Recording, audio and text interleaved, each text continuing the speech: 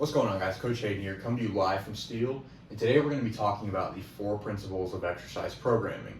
First, exercise selection, then intensity, volume, and lastly, frequency. So to kick us off, exercise selection. Generally speaking, there are 2 kinds of movements that we can put into a resistance training program. The first is a compound movement. You can think about this as your typical squat, bench press, deadlift, overhead press, anything that involves 2 joints moving simultaneously. An isolation movement, on the other hand, involves only 1 joint moving at a given moment. So you can think about a dumbbell curl or a tricep extension. That's an isolation movement. We can apply these 2 types of exercises into 2 overarching general categories of programming. The first we have is strength training. Now, if you know anything about what we do here at Steel, this is what we prioritize for the majority of our clients, helping you to move big amounts of weight, which is why we have here high force production. That's going to allow us to move the maximum amount of load that we can to get you stronger. And this will also have tremendous health benefits, and it will benefit you tremendously throughout the duration and course of your life. That's why we prioritize that here at Steel. On the other side, we have hypertrophy training, which is more and usually uniquely and solely about growing the size of the muscle growth. That's another name for hypertrophy, is just growing muscle. So if we think about strength training, we're definitely producing high amounts of force. That's what we prioritize. But the exercises that we put into our programs are a means to get us there. So they're used for a training effect, but they're also an end, or they're the end goal at the same time. So applying that realistically in the real world to our program that we're running right now, our 12-week strength program, where the exercises that we've put in there are a means to get us trained, and they're mainly compound movements to help us move those big amounts of weight. But at the end of the program, we're going to be testing out to see where our personal bests or where our 1 rep maxes are. On the other side, hypertrophy training, the exercises that we select are a means only, and the end is not high force production, but they are growing the size of the muscle. So the exercises that we do put into our program are geared towards accomplishing this goal, not so much about producing high amounts of force. Then we have intensity. You can understand this as the difficulty of a set, of a rep, or even you can think about it in terms of weeks and months or programs. So it's just general difficulty of the way that we program. Most people think about this in terms of absolute weight on the bar, weight of dumbbells, anything like absolute loading, or in terms of percentage of 1 rep max. So you might know what your 1 rep max is for a given movement, and then you take a percentage of that to calculate the difficulty of your consequent sets and reps throughout the duration of your program. What we're using for our new 12-week program is a system of auto-regulation known as RPE. Now, we have another video about this, but just to give a general flyover, RPE allows us to account for performance changes during the session that weight on the bar or percentage of 1 rep max can't keep tabs over. So let's say that you're feeling not so great coming into the gym, or you're feeling amazing, like better than usual, to where you're able to outperform what you were calculated to have done for that day.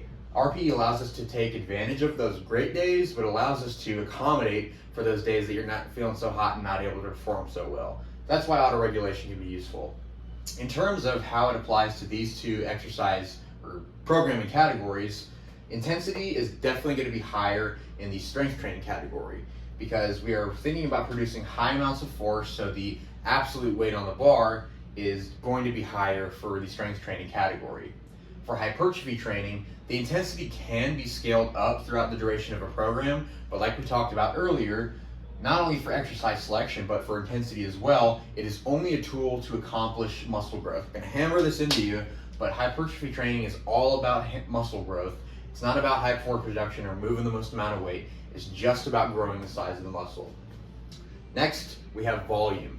Now, by far, for strength training and hypertrophy training, volume is what's going to allow us to make the greatest amount of progress long term.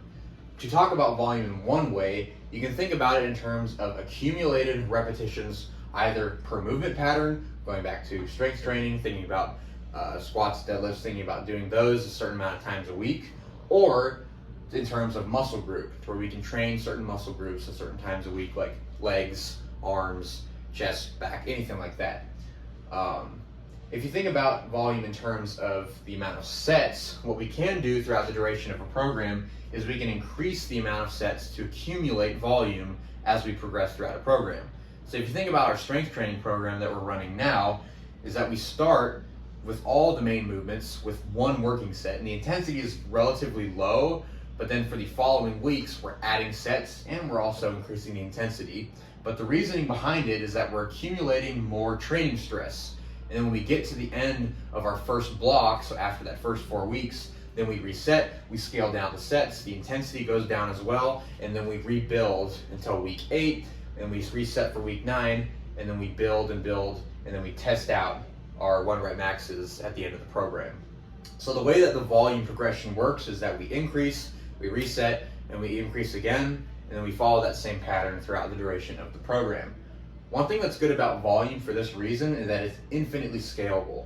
So if you think about another imaginary program, let's say that you're squatting, bench pressing, and deadlifting 1 time a week.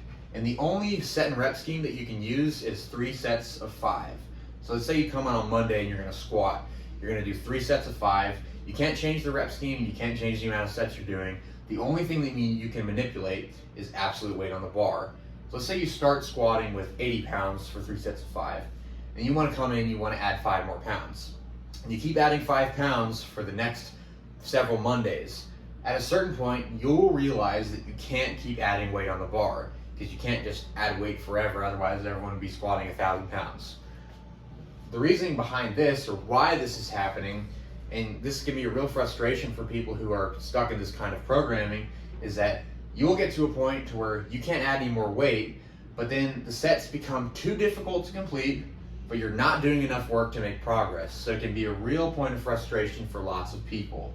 So volume is what can help us move past this, either by adding sets or increasing the amount of reps per set to help us accomplish more work. And it can also mitigate things like fatigue, to where not every set needs to be super intense. This is true for both strength training, which usually has a higher amount of fatigue, but also hypertrophy training, to where if you're accumulating lots of sets and lots of repetitions throughout the course of a program, scaling down and then rebuilding can help us recover from accumulating lots of volume. And generally speaking, volume is usually higher in hypertrophy training than strength training, but the same understanding of how you progress volume is the same for both of these categories. Lastly is frequency. We alluded to this earlier, but frequency is generally training sessions per week. So if you can think about movement patterns, you can think about squatting 1 time a week, 2 times a week, 3 times a week. That's the way that we understand frequency. Now, in relation to volume, frequency can be a great way to increase volume instead of just adding sets or repetitions for a session. So if, for example, you're trying to train twice a week, it's definitely doable, but it can be difficult to put in all the work that you need to do for a given week instead of breaking it up into smaller pieces that can be shorter sessions, but it can also be less fatiguing to where you're not as tired after your session, and allows us to accomplish the same amount of work in smaller amounts of time broken up throughout the week. Instead of doing a huge block of training that takes more time, you can do a smaller, relatively smaller amount, and then just do that progressively throughout the week. So that's a great way to increase volume, but it's also a great way to mitigate fatigue so you're not as tired. So today, just a brief recap, we cover the 4 principles of exercise programming and the way that they apply specifically to strength training and hypertrophy training. Thanks for tuning in. We'll see you next time.